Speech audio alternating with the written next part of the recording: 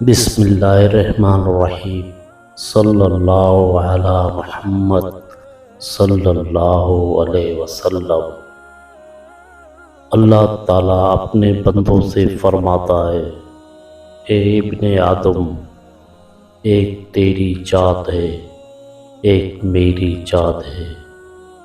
ہوگا ہوئی جو میری ذات ہے، اگر تو نے اپنا لیا اسے جو میری ذات ہے، تو وہ بھی عطا کروں گا تجھے جو تیری ذات ہے۔